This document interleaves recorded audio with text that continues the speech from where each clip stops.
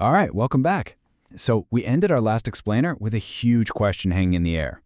Why is modern warfare getting so much faster? Today, we're not just going to answer that. We're going to explore a shift that's so big, it could actually redefine what conflict even means. So let me just throw this out there. What if the single biggest change we're seeing in warfare isn't some new missile or a stealth jet? What if it's something you can't even see? What if it's all about the speed of information? If you were with us for part one, you know we saw this really clear trend. Military operations are just accelerating. They're getting faster, they're getting more precise. And that observation leads us to the really critical question. What's the engine driving all this? What's going on under the hood? Well, the answer, when you look at all the available open-source analysis, is artificial intelligence. This is it. This is the core piece of the puzzle we really need to unpack today. AI is what's fundamentally changing the clock speed of conflict. Now, when we hear AI in warfare, I know our minds can jump straight to, killer robots and crazy sci-fi stuff. But the reality right now is actually way more subtle, and you could argue way more impactful. AI is primarily being used as this incredibly powerful analytical engine. It's sifting through just massive amounts of intelligence, spotting patterns a human analyst might totally miss, and running simulations to help with planning.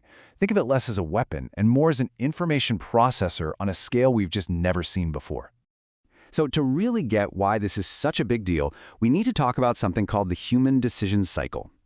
For basically all of history, this has been the ultimate speed limit in any conflict.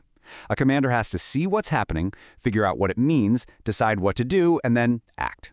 That whole process takes time, and that time has always been the critical bottleneck. And this is how AI just shatters that old speed limit.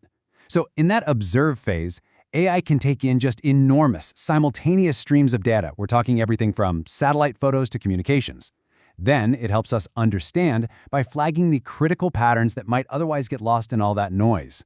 And finally, by serving up this refined, clear information, it lets human commanders act to make a decision in a tiny fraction of the time. The impact is crystal clear. AI is compressing that entire decision-making timeline. This quote right here, it gets right to the heart of it. When one side can cycle through their decision process faster than their opponent, well, they gain a massive strategic advantage. They get to set the pace of the fight, react faster to surprises, and pretty much stay one step ahead, consistently. In this new world, speed isn't just a nice to have. It can literally be the thing that decides who wins and who loses.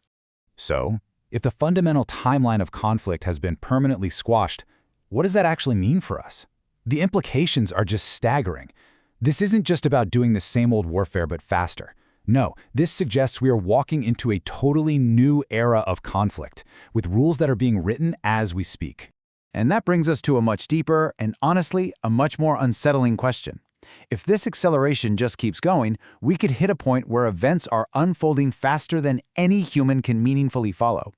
So if a person can't even keep up with the pace of decisions being recommended or even automated, who or what is actually in control? That's the question we're going to tackle in the final part of this series.